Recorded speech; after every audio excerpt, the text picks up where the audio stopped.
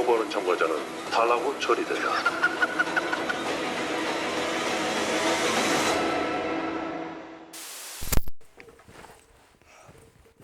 Like many people all around the world, I felt pretty wowed when Squid Game first came out. Compared to other movies and shows I'd seen from Korea in the past, there was just something about Squid Game that felt completely original and fresh.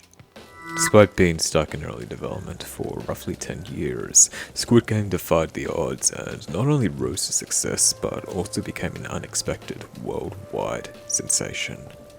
To this day, it's hard to go anywhere online without hearing people reference this series, even going as far as to inspire real-life game shows based around the concept and aesthetics of Squid Game. With Season 3, the series is now coming to an end. So in this video, I wanted to look back on how this series has grown and evolved over time. How did this franchise start out? What has it ultimately become? How do all 3 seasons compare to each other? What are my personal overall thoughts? And most importantly of all, what is the legacy of Squid Game? Well, let's not waste any more time and dive into the video.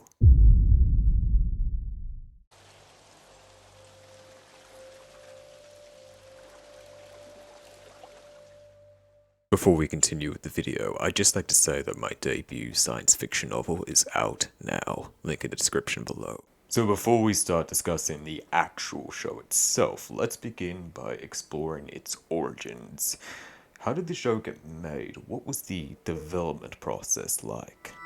Squid Game was created and directed by South Korean filmmaker Hwang Dong-hyuk. In 2008, he wrote a movie script which he tried to get investment for, but was ultimately unsuccessful. He and his family were forced to take out loans in order to stay afloat, but struggled due to the debt crisis within Korea. During this time, Hwang was reading a lot of survival-themed manga such as Battle Royale and found that he resonated strongly with the character's situation in these works. This sparked an idea. What if he was able to join a similar survival game to win money that could get him out of debt? In that moment, Squid Game was born. He wrote a film script based around this concept and tried to sell this story to various South Korean production groups and actors, but was rejected numerous times because it was far too disturbing, grotesque, and unrealistic. Therefore, they didn't have faith that it could appeal to audiences, so he put the script aside for now and focused on completing other films. Fast forward to 2018, when Netflix opened up a division in Asia, hoping to invest in productions from specific regions such as South Korea. Hwang brought his script for Squid Game to their attention. This instantly appealed to them because they were looking for shows that were different from what has traditionally made it. Squid Game was exactly what they were looking for in that regard.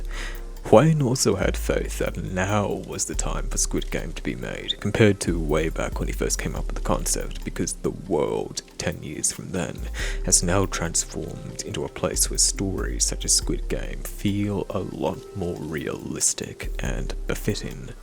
However, whereas Squid Game originally conceived to be a movie at first, the concept was expanded out into a 9-episode series because there were more elements of Squid Game's world that Hwang wanted to expand upon.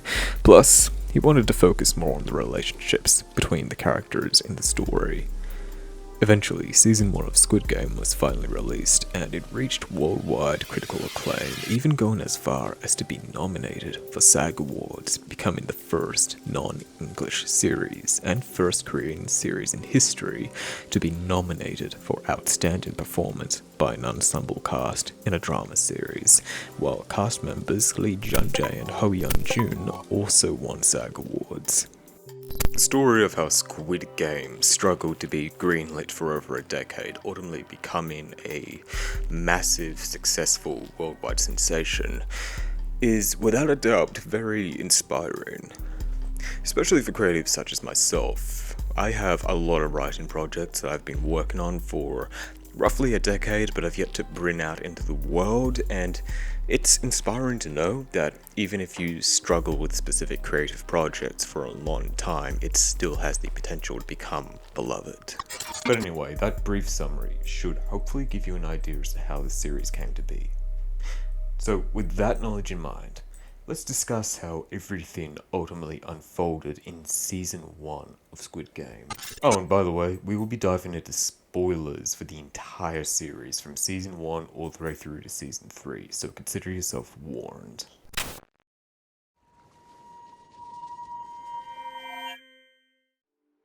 In Squid Game, we are introduced to the character Son Gi-hun, portrayed by Lee Jung-jae, a down-on-his-luck divorced father in debt due to his gambling addiction who lives with his elderly mother. At his lowest point, he meets a mysterious recruiter played by Dong-hyuk who invites him to play a series of children's games for a chance to win a large cash prize. He agrees and is taken to a secret location along with 455 other players who are also partaking in these games out of financial desperation. It doesn't take long for the players to discover that they are competing in a series of deadly versions of children's games. Many are gunned down in the first game, Red Light Green Light, which sparks chaos. However, the promise of prize money keeps most of the players in the game. Gi-hun forms alliances with players such as childhood friend Cho Sang-woo, North Korean defector Kinsei, the compassionate Ali, and an elderly man known only as Player 001. As each round passes, tensions continue to rise amongst the players as the games grow increasingly more dangerous and terrifying. Some players are even forced to turn on each other.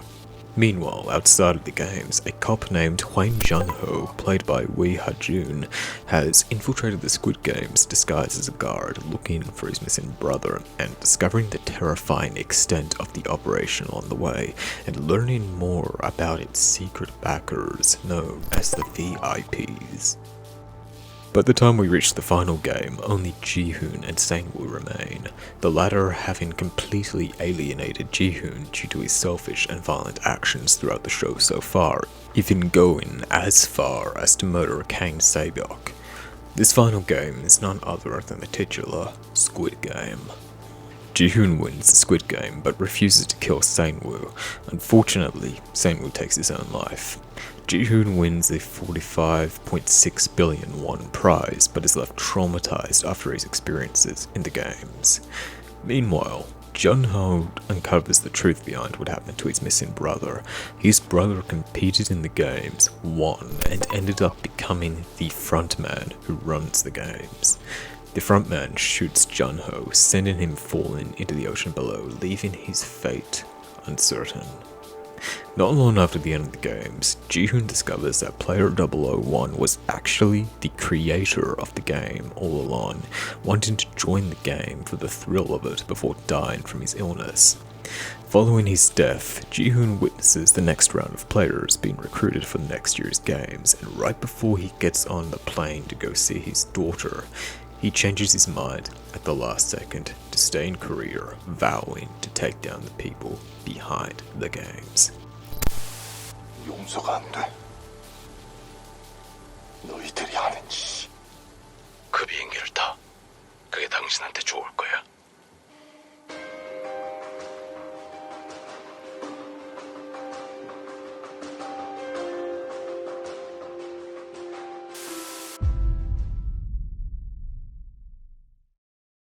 Okay, so Season 1 of Squid Game.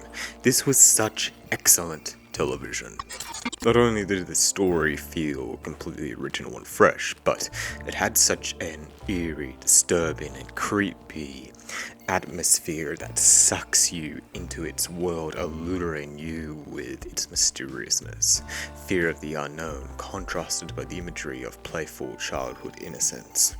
Not to mention, it felt incredibly tragic and does a great job of putting you in the shoes of these characters who are desperate for money. It's a very unique dystopian premise, and one that while watching you can't help but think, what would I do if I was in this situation? Plus, the childlike imagery adds another layer of eeriness to it, making it far more unsettling than it otherwise would be. Probably for the same reasons why a lot of people find child ghosts in horror movies far more terrifying than adult ghosts. These visuals also go a long way to make the show feel very surreal, in a way that I can't really put into words, but if you've watched season 1 from beginning to end, then you'll probably understand what I'm talking about. Anyway, I think my favorite aspect of season 1 is, without a doubt, the characters. Despite how dark and bleak the series might look from the outside, there's a light within the heart of its darkness, and the characters are that light. The show does a really great job of making you feel emotionally invested in them, which adds to how gut-wrenching the series increasingly becomes as they get killed off one by one. My favorite character out of the entirety of the main cast is, without a doubt, the North Korean defector Kinsei. For me, she was the most compelling and intriguing player in the game, someone who, on the surface, comes across as very cold-hearted and standoffish, but you can't help but feel a great amount of sympathy for her, considering all the reasons why she's that way in the first place. And I also really loved the addition of giving her a younger brother that she escaped North Korea with. It goes a long way to make you feel even more invested in her, because she's not just trying to save herself from debt and poverty, but her little brother as well. She is the sole provider for him because they do not have their parents anymore. When she died at the end of the series, I was absolutely heartbroken. I knew she was probably going to die, considering how the second last game ended, but that expectation didn't make her inevitable demise any less gut-wrenching. At least Gi-hun was able to look out for her little brother after her death and helped give him a new family. That was a very endearing moment. As for my second favorite character, it was definitely Detective Hwang. I just found this guy's subplot to be really cool. I enjoyed how much initiative he took in the story, and his subplot where he infiltrates the games as a guard, learning more and more about how the game's operated story unfolds, was very intriguing and compelling. However, I thought he was a little less interesting in season 2, but that's mainly because he doesn't have a whole lot to do in that season. There were a lot of characters I liked, but those two were my primary favorites, and while we're on the topic of characters, I'd like to say that another aspect of this season I also enjoyed was the acting.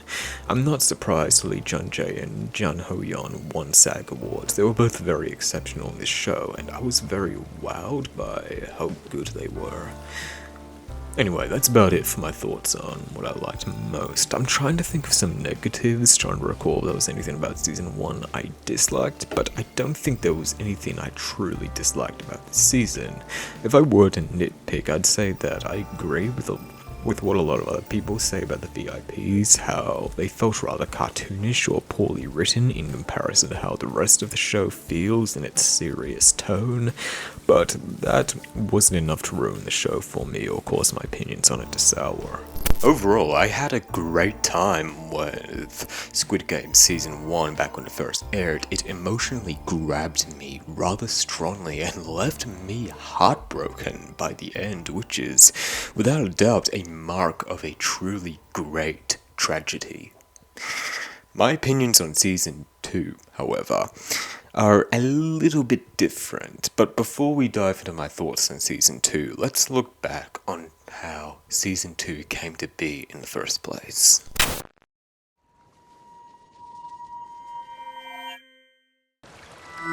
Now, something that surprised me about the development of Season 2 is that apparently the show's creator never envisioned Squid Game to have multiple seasons, just a one-and-done story. A lot of Korean shows tend to only have one season, sure, but considering the way in which Season 1 ended, it felt so much like they were trying to set up future stories, so I'm surprised that wasn't originally the plan. I guess he just wanted Season 1 to have an open-ended conclusion with no intention of ever continuing the story. Anyway, a few months after Season 1 aired, Hwang and Netflix entered discussions to possibly greenlit a second season. However, Hwang wanted to produce another film first and also secure a contract with Netflix to release additional films in an attempt to avoid becoming known only for Squid Game. So he began working on a new project titled Killing Old People Club, but ultimately decided to make Squid Game seasons 2 and 3 and release them first. He planned to have season 2 be the last season of Squid Game. However, season 2 ended up becoming way too long. He had way too many episodes for one season, and therefore he decided to split the story, ending up with 3 seasons. With season 2 and ultimately season 3, Hwang wanted to focus the story more on the antagonistic frontman played by Gi-hun and exploring his relationship with his policeman brother Hwang Jun-ho. He was also interested in exploring the background of Gonyu's salesman character, which, if you ask me, was one of the best parts about season 2, so we'll definitely be getting into that later. Anyway, Squid Game 2 was released. It garnered a bit of backlash in Korea due to a controversial rapper named T.O.P. being cast as one of the main characters, which, if you ask me, is completely bullshit, and I feel really bad for this guy after hearing his story. Everywhere else in the world, however, Squid Game 2 wasn't as controversial. However, it did receive a more mixed response from critics and viewers. Just like in season 1, the characters and acting were praised, with a lot of people really loving the characters of ex-soldier Hyunju and T.O.P's Thanos, while also really enjoying the darker edge that characters such as Gi-hun and the salesman had in this season. However, most people had issues with the season's narrative cohesion, its unsatisfying ending, pacing issues, and the fact that it felt too much like it was trying to set up the next season instead of just simply being its own standalone thing. But what are my thoughts on season 2? How did I feel about this season in comparison to the first? Well, let's briefly discuss the story for this season before diving deeper into my personal thoughts.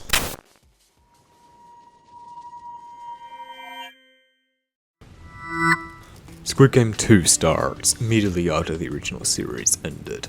Gi-hun is about to go on board a plane to meet his daughter, but changes his mind at the last second and instead embarks on a personal mission to dismantle the games that caused him so much guilt, grief, and trauma. He spends the next 3 years working to track down the salesman from season 1, even going as far as to use his newfound wealth to hire criminals to help him, and he's eventually successful.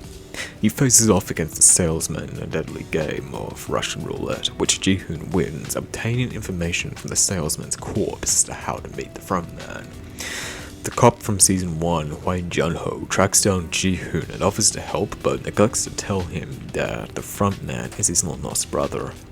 Together, they come up with a plan to capture the frontman and, by extension, take down the games. Unfortunately, this plan fails, and so they're forced to resort to plan B, infiltrate the games and take it down from within, even going as far as to replace one of Gi-hun's teeth with a tracking device that can lead Jun-ho and the rest of the team of former Special Forces soldiers to the island where the games secretly take place. With that, Gi-hun re-enters the games as player 456 once again. However, to his horror, he finds out that the tracking device he hid in his tooth has been taken out while he was being taken to the island unconscious, forcing him to improvise and find ways to take down the games on his own without outside help.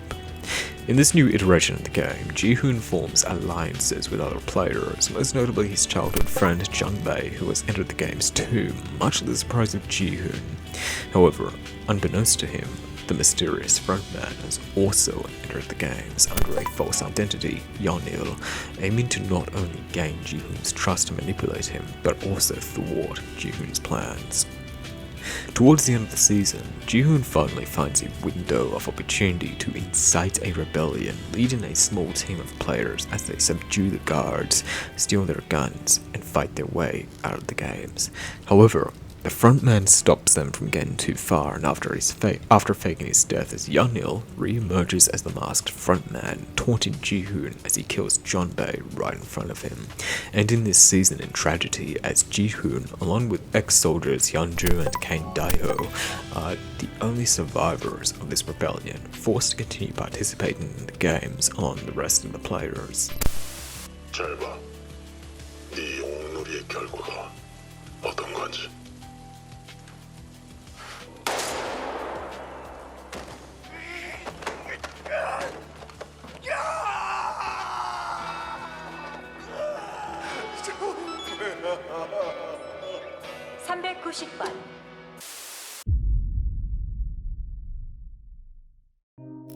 Now, when it comes to Season 2, my personal thoughts and feelings are that while it's not as good as the first season, it's still a very enjoyable and entertaining show with a lot of really great ideas, new yet likable characters, and some pretty intriguing storytelling. Although, I have to say, I was surprised by how different Season 2 felt to the original series.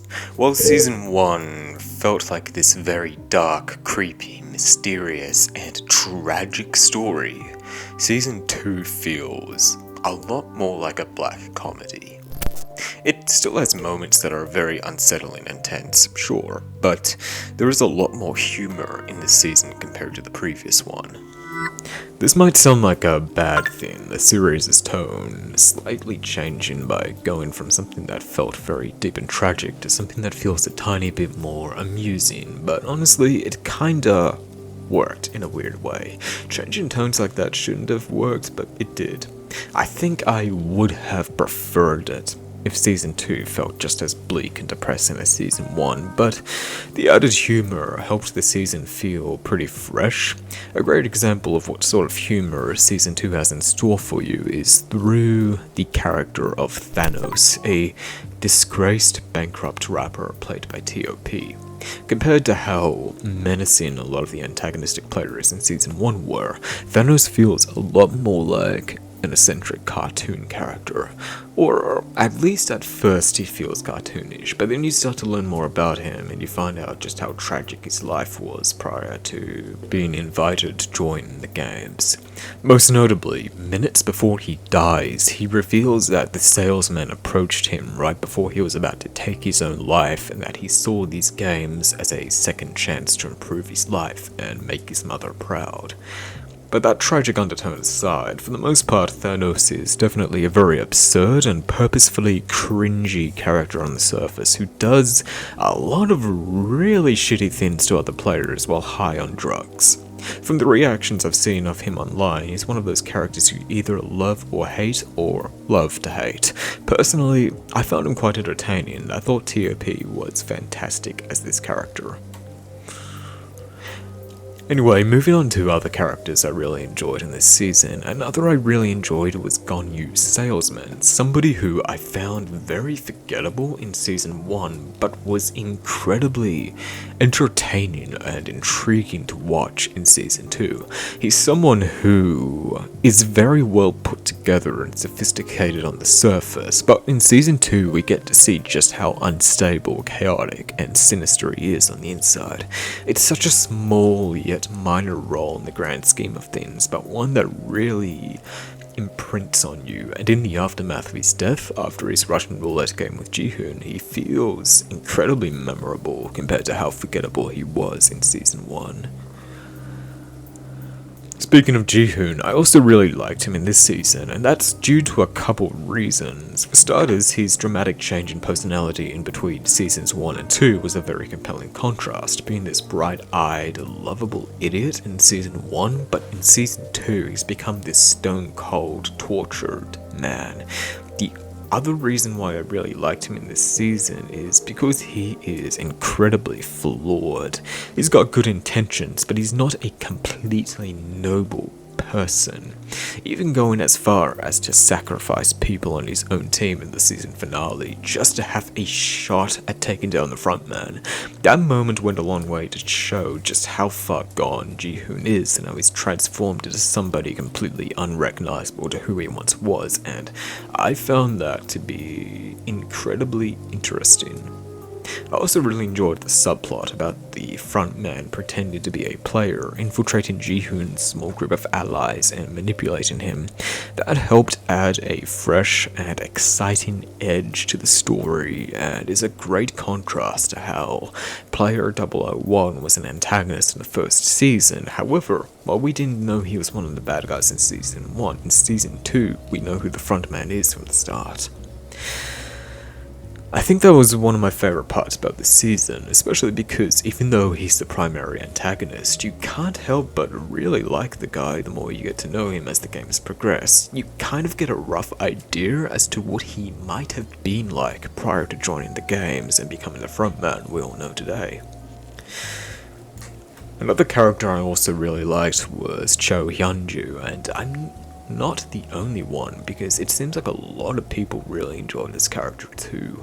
I think what makes her so likable is because not only is she very trustworthy and dependable, but also very badass, being a former Special Forces soldier who knows how to fight and get things done. I also thought the relationship between her and Jane Jumja was very heartwarming, and one of the best parts about this season's story, being this woman who at first finds the fact that Hyunju is trans quite off-putting, but starts to come around the more she gets to know her, putting aside her prejudices, and by the end of the season, it develops this sort of motherly connection to Hyunju.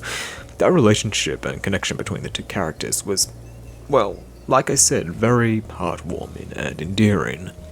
Anyway, overall, I think the characters are mainly what I enjoyed the most about Season 2. I could go on and on about them, but this video will probably be longer than it already is if I started listing off all the characters I liked. Besides characters, I also really enjoyed the world building.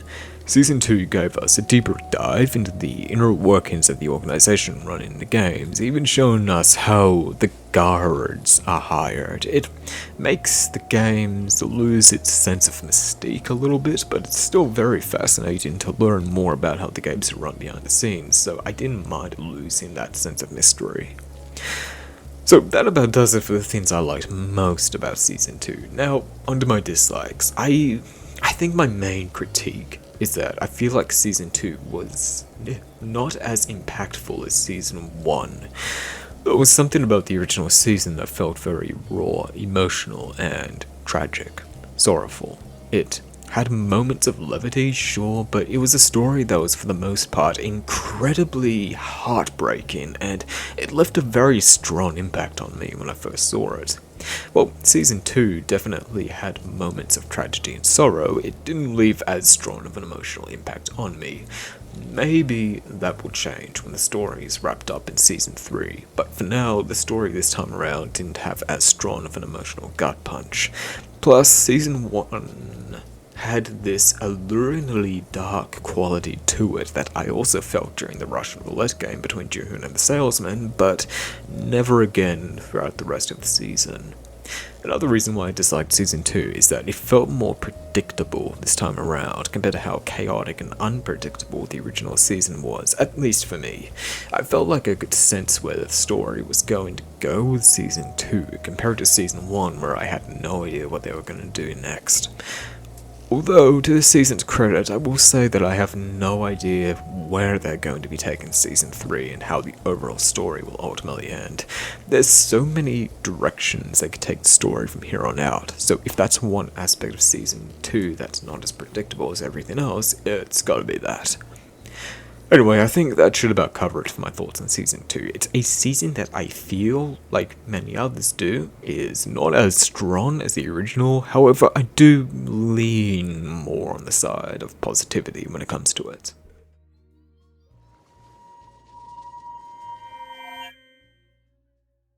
So my overall thoughts on Squid Game so far leading into Season 3 is that the success of this show is one that I feel has been well deserved.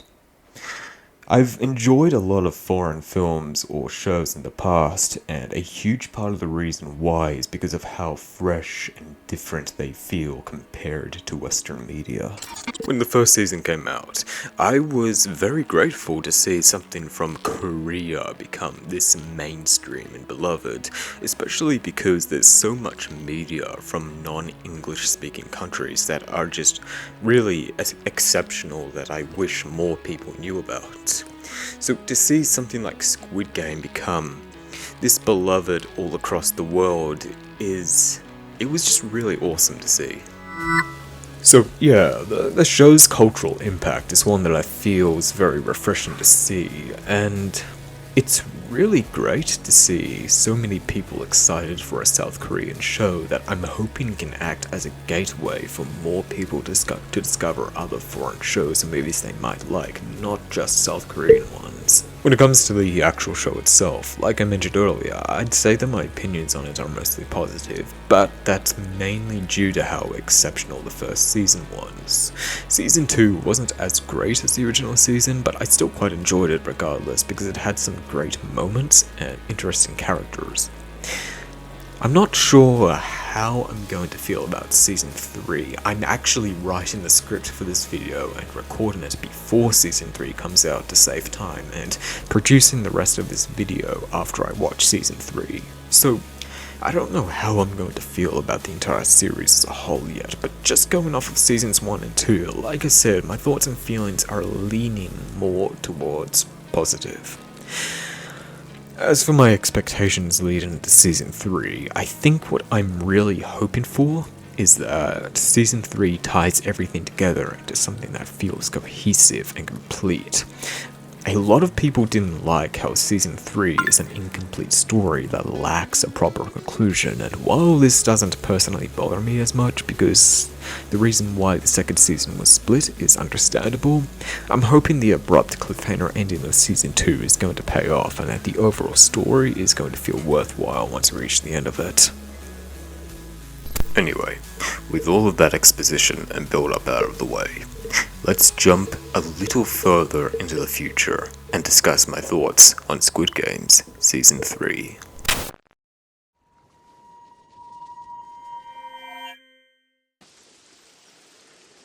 Season 3 continues immediately after Season 2 left off, as a grief-stricken Gi-hun is returned to the dormitory where the rest of the players are. He has completely lost the will to live after Jeonbae's death and his failed uprising, going completely crazy as he pleads for the guards to kill him, put him out of his misery. They are forced to restrain him by handcuffing him to one of the bunk beds. Meanwhile, a guard named Noul has secretly spared a member of the failed rebellion, Park Jong-suk, player 246. The reason being that outside of the games, she knows his daughter, who is suffering from a severe blood cancer, hence why he entered the games to begin with. She convinces him to play dead and takes him to the underground basement where guards normally take dead players to extract their organs, killing all the guards there and disguising Jong-suk as one of the dead guards. Outside of the games, Junho and his team of Special Forces soldiers are still searching for the island. However, a member of the team, Choi Woo-sok, is started to suspect that the captain of the ship, who allegedly saved Junho after the events of Season 1, is working for the games. Choi Woo-sok separates from the group to investigate the captain's home, where he finds his pink uniform and mask, confirming that he is a member of the games. He manages to warn Junho via a phone call, but it's too late, as the captain kills everybody except for Junho and the leader of the Special Forces team in order to prevent them from finding the island.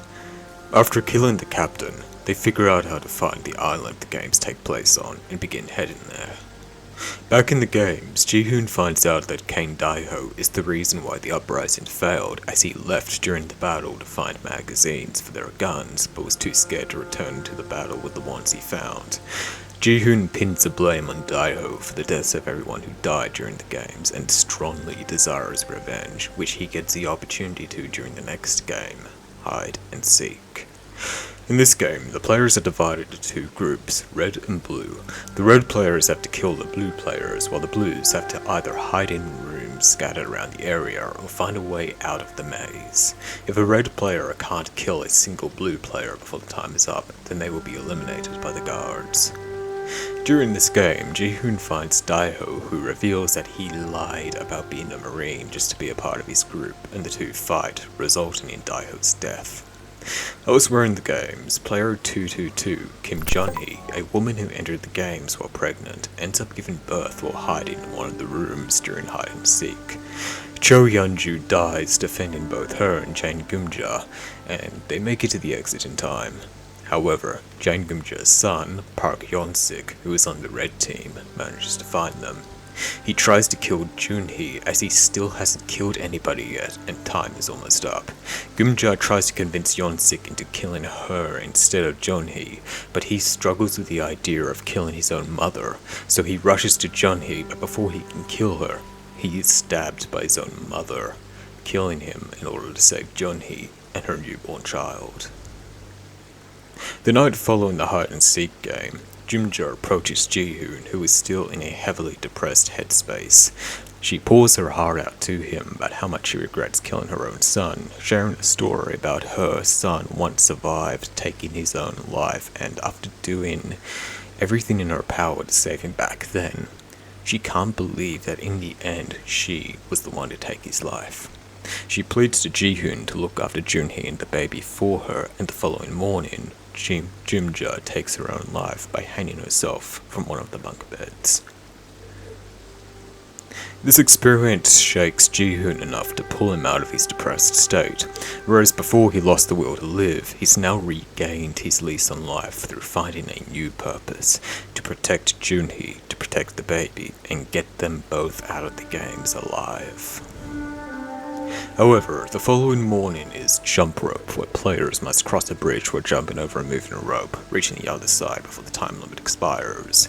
Jun-hee is incapable of participating due to an injured ankle, so Gi-hun is forced to play the game while carrying her baby to the other side, as the game runners consider the baby to now be a player too, and Gi-hun must help it participate. Most players are killed during the game, Jun-hee included. Only 9 players remain. Before the final game takes place, they all have dinner together before going to sleep. While all of the players are asleep, Gi-hun is summoned to the frontman's office. The frontman takes off his mask in front of Gi-hun, revealing that he was Yeonil the entire time.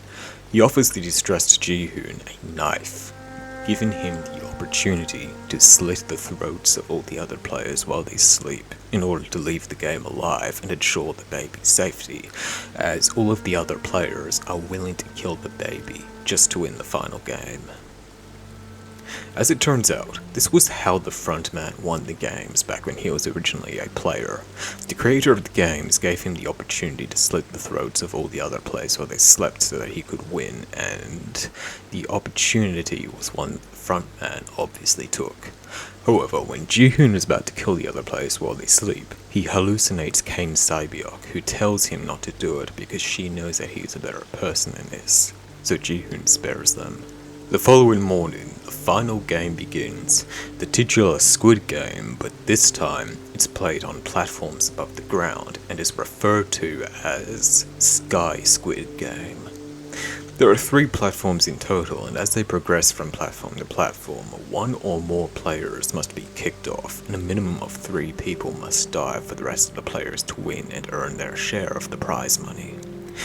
This entire game goes wrong, resulting in every single player dying except for Gi-hun, the baby, and player 333, Lee Myung-ji, who is revealed to be the baby's father.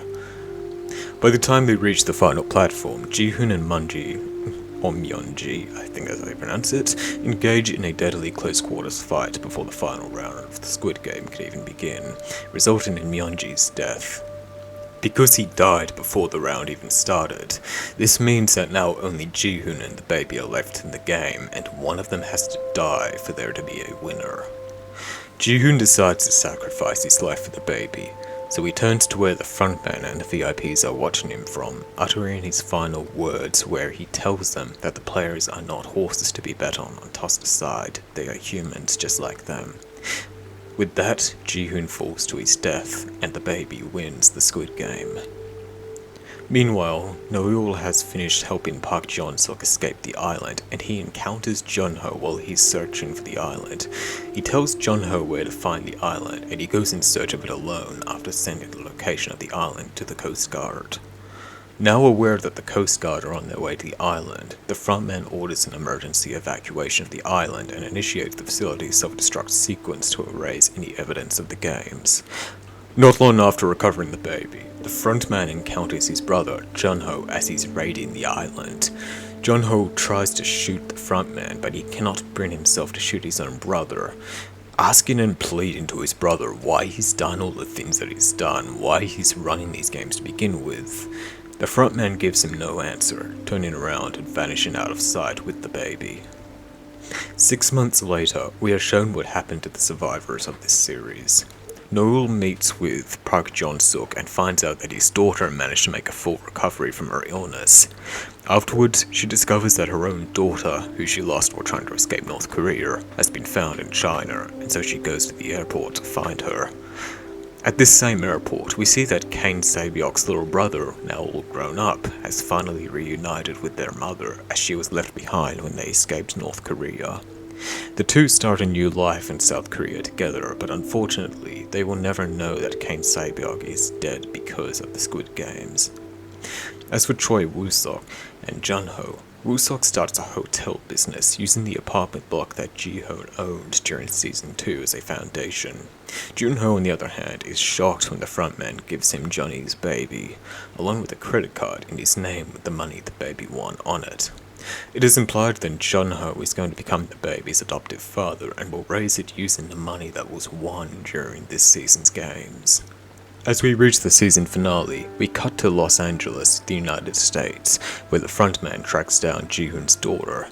He tells her that Gi-hun passed away, giving her a box with his possessions inside, the 456 tracksuit that he wore during the games, along with a credit card that has all of the money he won during the previous game on it. The series ends as the frontman drives through LA, passing by an alleyway where a recruiter, played by Cate Blanchett, is recruiting someone to join the American Squid Games, revealing that the games are still continuing all around the world.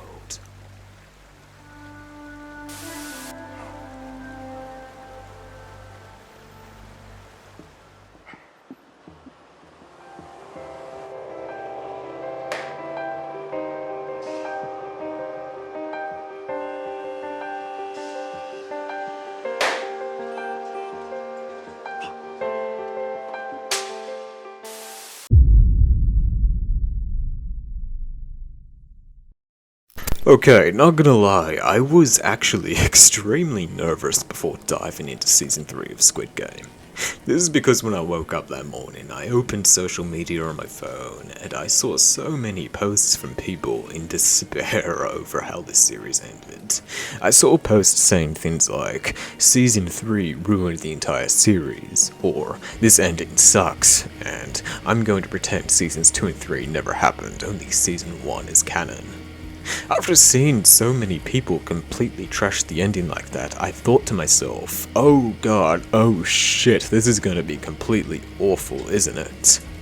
After finishing my work for the day, I sat down that evening and watched the entire season in one sitting, half expecting to hate it because that was the reaction everybody else was having. And while I definitely do have some criticisms and gripes regarding Season 3, I actually did not mind the ending itself. I feel like the ending we got for Gi-hun's story is very fitting. It would be unrealistic for this show to have a happy ending because of how dark and bleak the universe of Squid Game is.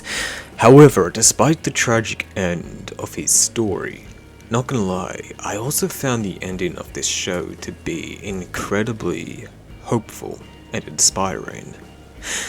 I feel like the ending's overall message is about how there's a lot of evil in the world. There will always be evil in the world, and you can never be truly rid of it.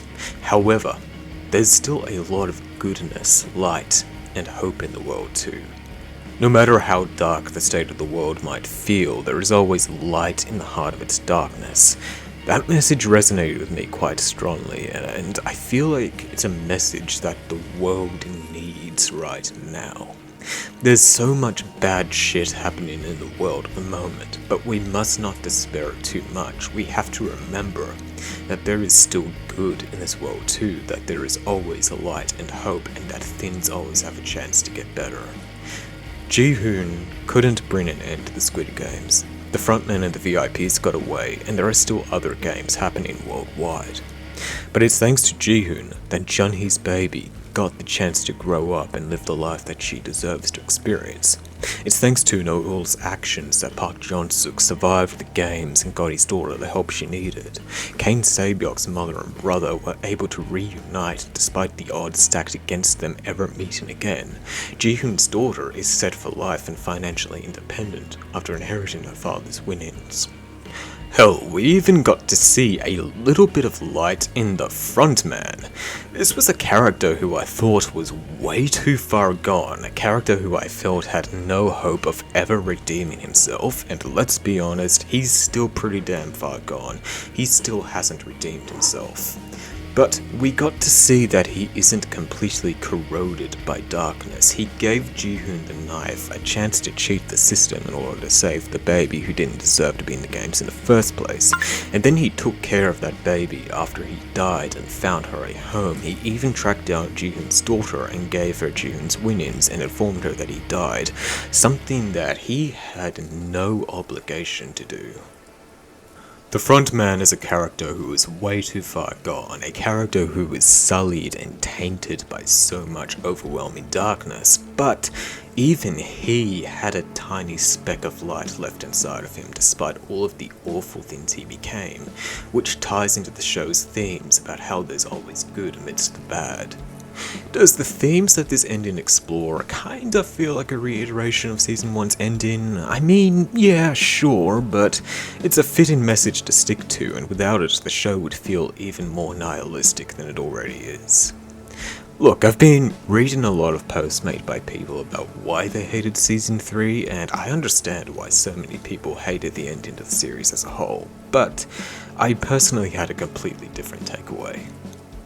Anyway, now that I've taken a moment to discuss the ending and my thoughts and feelings on it, let's move on to breaking down my thoughts regarding the rest of the season as a whole, because even though I walked away from the season with a more positive outlook on the ending than most, as mentioned earlier, there was still some gripes I had with the story, and also some minor things that I really enjoyed that I want to point out.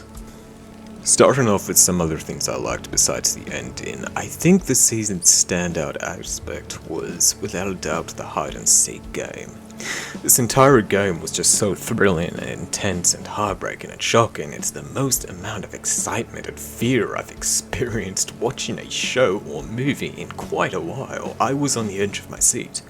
Not to mention just how brutal and unforgiving a lot of the deaths that took place in the scene were. The characters who died during that game were all characters I expected to die during it, but the ways in which they all died I was not expecting.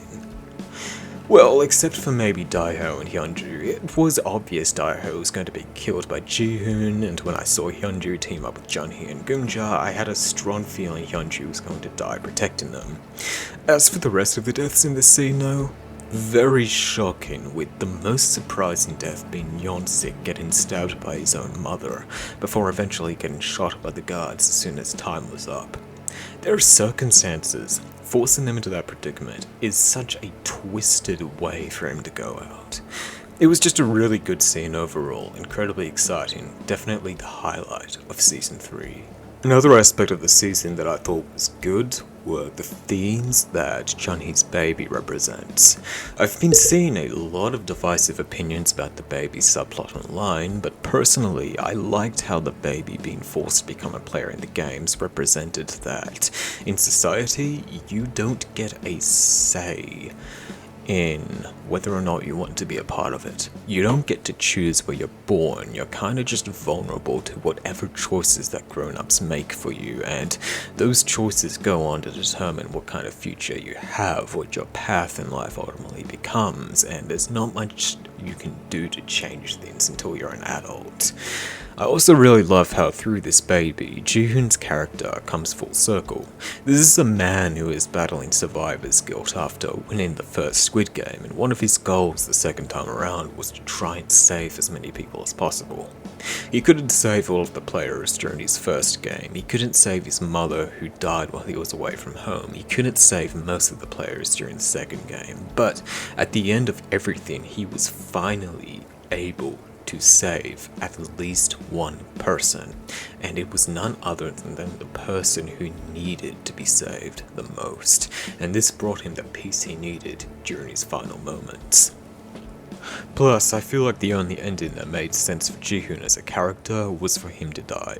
He can't possibly bring an end to the Squid Games as a whole, everything is stacked against him in that regard. Nor can he return to a normal life, because he can't live in peace knowing that the games are still ongoing. He tried to do that during Season 1, he was incredibly close to boarding the plane to go see his daughter, but right before stepping on board, he couldn't do it. He couldn't spend the rest of his life doing nothing to right the injustices he's experienced. So yeah, I feel like the reasons why he died in this season felt pretty logical. Anyway, that about does it for the things I liked about Season 3. Moving on to my criticisms, the first thing that comes to mind is that there were some missed opportunities. And my cat agrees on that too. He is in just as much despair as the internet is in right now. For example, Junho and the frontman's confrontation, which has been built up for years and years, but when they finally reunited, nothing really happened. It seems like they were setting up a really big moment between these two characters, but absolutely nothing noteworthy happened. I get that there wasn't enough time for them to talk because the facility was about to self-destruct, but I feel like at the very least, it would have been nice for them to reunite and talk during the 6 months later epilogue when the frontman left Johnny's baby with him. It's just a shame that we didn't get any closure regarding these two brothers or a proper conversation between them. Another missed opportunity was that the final game, the Sky Squid game, was mostly filled with random nobodies that we don't know anything about and do not care for.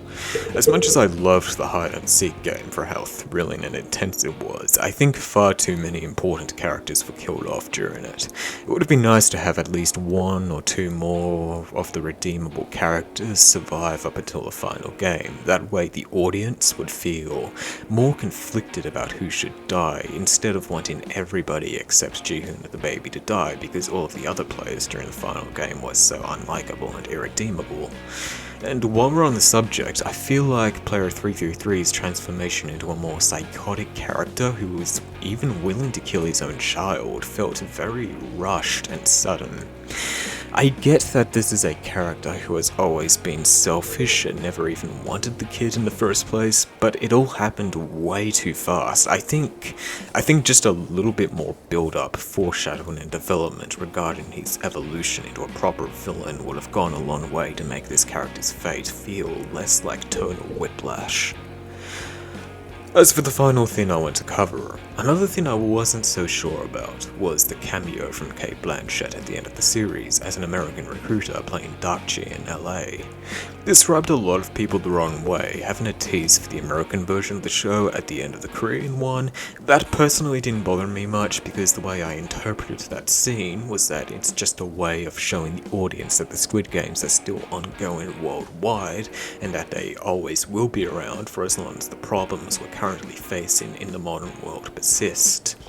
However, what I didn't like about that scene was that I feel like it doesn't make sense for them to be playing Dakchi in America, which is a Korean game that a lot of people outside of Korea probably wouldn't be familiar with. Wouldn't it make more sense for the American recruiters to play an American game with potential players? I don't know, man, maybe I'm just nitpicking. Overall, I think my feelings on Season 3 are 50-50. The way it panned out felt thematically fitting, but there were a lot of minor things that I felt could have been handled a lot better.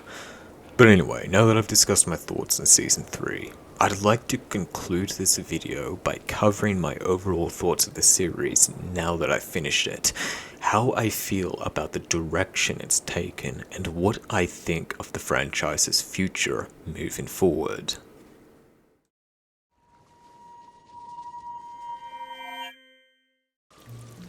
So when it comes to all 3 seasons of Squid Game as a whole, the biggest compliment I can possibly give to the entire series is that I was very entertained. Even though there were some issues with seasons 2 and 3 in particular, they were still very entertaining and thrilling to watch, so I feel like it's been a worthwhile experience for me personally. However, the more I think about seasons 2 and 3, the more I feel like the show would have been better off if it only had 1 season. Squid Game feels like it would have been significantly more powerful as a work of art if all we had was just 1 season. Seasons 2 and 3 were enjoyable, sure, but they feel unnecessary. I'm also very unsure about the idea of spin-offs. There's an American version of the show on the way, and honestly, I'm not really excited for it, and it also feels unnecessary. The fact that David Fincher is attached to direct the American show is an incredibly interesting idea, and I feel like if you absolutely have to make an American Squid Game, then he's probably the most suitable and capable director you can get for it. But overall, I'm not really interested in watching it at the moment, nor am I interested in the idea of any other spin-offs in the Squid Game universe. I think just this series on its own is more than enough for me. I've had my fill. Would I recommend this series to anybody who hasn't seen it before? Honestly, yeah, I think I would. The first season was phenomenal and incredibly powerful, but I'd recommend this series with the caveat that you're either going to love or hate the 2nd and 3rd season, and whether or not you continue watching the show after season 1 depends on what you personally want to get out of the series.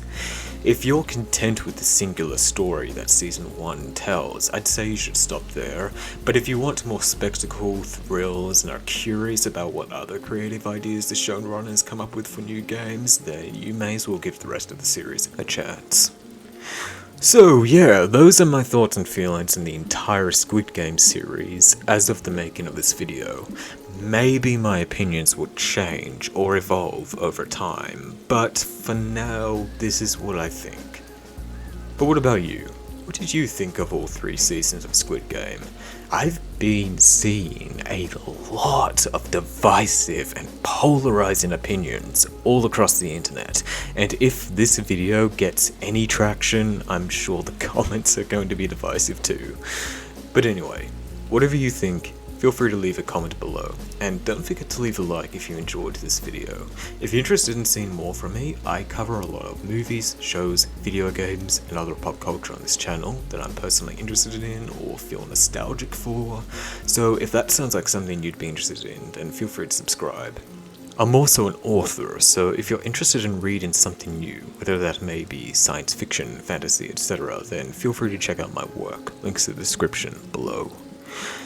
But with all that being said, thank you so much for giving me your time and watching the video. Hopefully I'll see you again in the next one. Also, say hi to my furry, attention-seeking little gremlin who would not stop meowing while I was trying to film this video. So, now he gets to be on camera. And now he's over being on camera already. Okay. Thank you for watching, everyone. See you in the next one.